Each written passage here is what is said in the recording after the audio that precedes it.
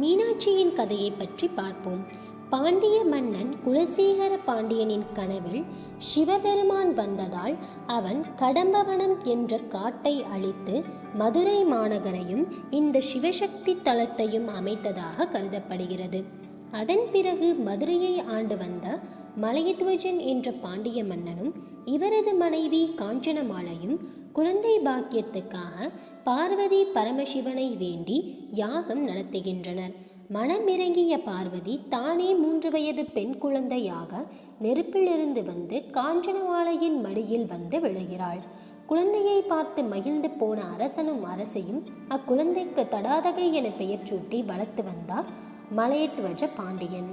தடாதகை மங்கையாக வளரும் காலத்தில் போர்க்கலைகளை கற்று பல்வேறு நாடுகளின் மீது போர் தொடுத்து அவற்றை வென்றெடுத்தாள்.